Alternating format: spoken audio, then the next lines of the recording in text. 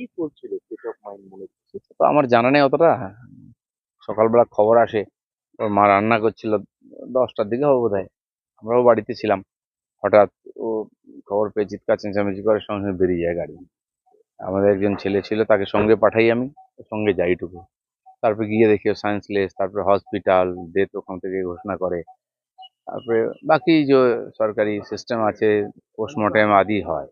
এখন যতক্ষণ না পোস্টমর্টেম রিপোর্ট ডিসক্লোজ হচ্ছে বা আমাদের কাছে আসছে, তখন তো বোঝা যাচ্ছে না কি হয়েছে না হয়েছে। বন্ধু বান্ধব নিয়ে একসঙ্গে ছিল, রাত্রেবেলা পার্টি সার্টি করেছে, এটুকু জানি। বাকি তো রিপোর্টেই সব আসবে কি হয়েছে। হ্যাঁ, কিন্তু যেহেতু আহ, ওর মা যেটা কালকে বলছিল, সেটা হচ্ছে যে আপনার সঙ্গে যখন বৌদি থাকলেন তখনই ও একটু আরো বেশি অযত্নের ইয়েতে পুরো উচ্ছৃঙ্খল, মানে খুব অযত্নে থাকছিল তাই তো? না না, ওই বন্ধু বান্ধব নিয়ে ছিল তো, 3জন বন্ধু একসঙ্গে থেকে একা থাকেনি। ওর মাও গিয়ে থেকে এসছে, চলছিল এরকম। কি ঘটনা হয়েছে, কিন্তু যে প্রবলেমটার কথা বলা হচ্ছে, ড্রাগ বা ইত্যাদি, প্রবলেম আগের থেকেই ছিল। সেটা আমি শুনলাম যে ওর কাউন্সিলিং চলছিল, ওর অফিসে ডাক্তার আছে, চেষ্টা হচ্ছিল ঠিকঠাক করার। আর কি কারণ হতে পারে, হঠাৎই বা একদিন হয়ে গেল, কারণ একা তো ছিল না, যেদিন হয়েছে বাকিরাও ছিল সঙ্গে, কেন হলো কি হলো সেটা পুলিশ ওদের কিছু জিজ্ঞাসাবাদ করেছে। বাকি রিপোর্ট এলে বোঝা যাবে ঘটনাটাকে। একটা তরতাজা যুবক, সব দিক দিয়ে ফিট, সব ভালো।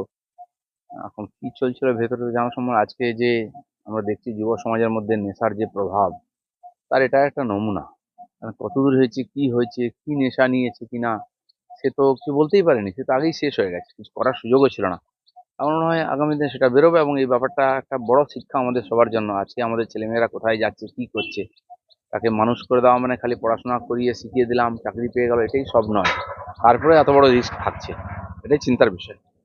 দিদিটা অন্য প্রসঙ্গে আসি এবার। এতদিন পর্যন্ত পাকিস্তান আমাদের মাথা ব্যথার কারণ ছিল। আওয়ামী লীগ বাংলাদেশে নিষিদ্ধ হওয়ার পরে বাংলাদেশে একটা অস্থির অবস্থা তৈরি হওয়ার সম্ভাবনা তৈরি হচ্ছে। প্লাস নেপালকে হিন্দু রাষ্ট্র ঘোষণার দাবিতে নেপালের রাজার নেতৃত্বে একটা গণ অভ্যুত্থান বা বিদ্রোহের মতো গন্ধ আমরা পাচ্ছি। তাহলে ভারতবর্ষের চারদিকে সমস্ত প্রতিবেশী তো এই মুহূর্তে তো অসুবিধা তৈরি করতে পারে।